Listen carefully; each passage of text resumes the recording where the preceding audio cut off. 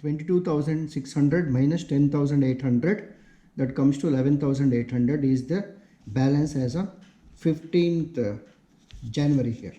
Now let us go to the next transaction. Next transaction is on 25th. Next transaction is on 20th. Purchased 400 units at rupees 25 per unit. 25 per unit. So let us make an entry for this. So as on 20th,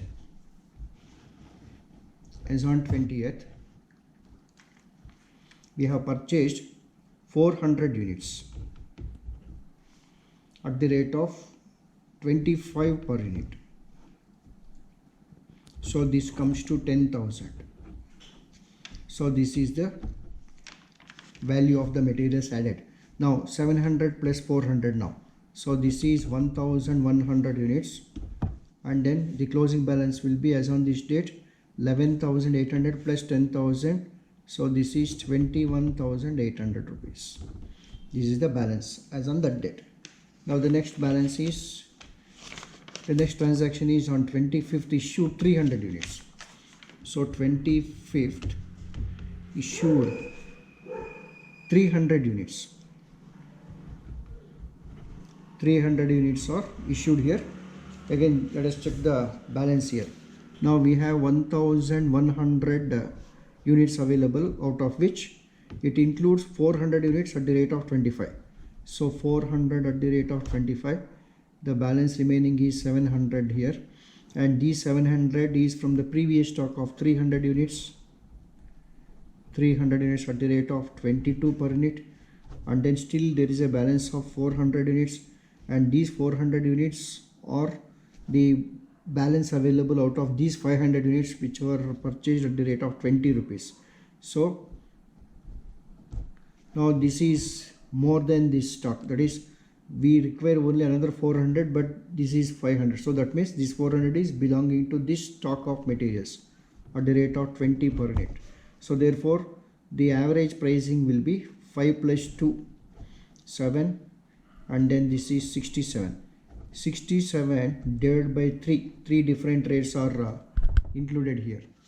So therefore, so this will be 67 rupees. 67 divided by 3. So this is 22 rupees 33 paise per unit. So this is issued at the rate of 22.33 paise. Now 22.33 into 300 units. So that comes to 6,699 rupees. Now the balance is 1,100 minus 300. So that comes to 800 units, and then no rate is to be written.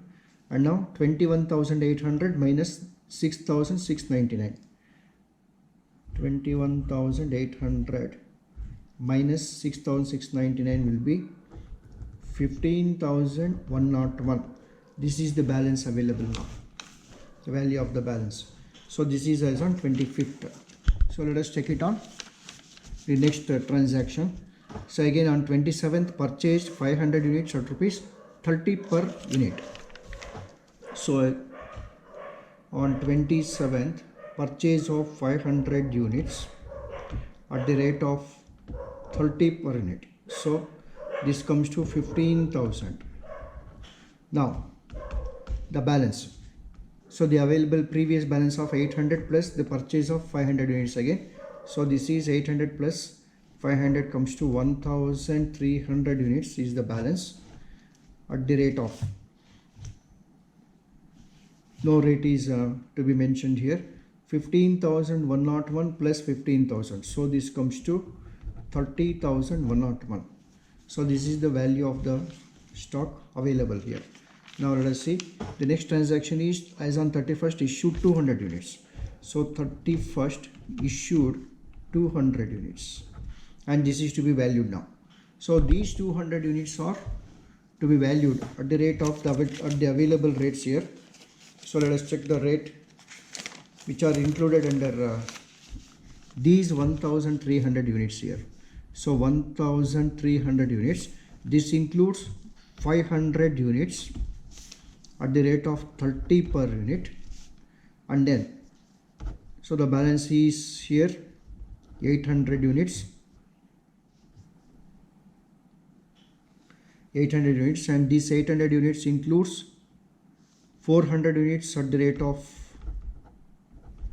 25 per unit, and then still there is a balance of 400. That means these 400 units are from these 300 units at the rate of 22 rupees per unit. Out of this 400, 300 belong to this stock, and then still there is a balance of 100 units. That means these 100 units are belonging to the stock of these 500 units which were purchased on 1st January here. So this is purchased at the rate of 20 rupees per unit. So therefore this is at the rate of 20 rupees per unit. So these are the 4 different stocks which are included under this 1300 units of materials as on this date. So now if you take the average pricing here, so 5 plus 2 7, so this is 5 plus 4 9, so 97 rupees is the total price. 97 divided by, there are 4 different prices, so divided by 4, so it comes to 24 rupees 25 paisa. So this has to be issued at 24 rupees 25 paisa, and 2425 into 200 units into 200 units will be equal to 4850. This is the value of the materials issued as on this date. Now the available balance is 1300 units minus 200, 1400 units. No rate is to be written. Now the total balance is 30,101 minus 4850. So 30,101 minus 4850. This comes to 25,251. So this is the closing balance of stock as on this date. So you can just write the closing balance. So closing balance is 1100 units valued at rupees 25,251. So this is the closing balance of the stock here. So this is how the simple average pricing method is to be done. So in this case, only for the first balance available, whether it's a opening stock or the purchase, we write the rate. For all other balance of stock, we don't write the rate, and the rate is determined at the time of issue of the materials here on the basis of the average prices. That means the number of rates included divided by the total rate divided by the total rate available, that is divided by the number of rates available here. So that is how the average pricing is to be calculated. Okay, in the next video we'll take up weighted average pricing method.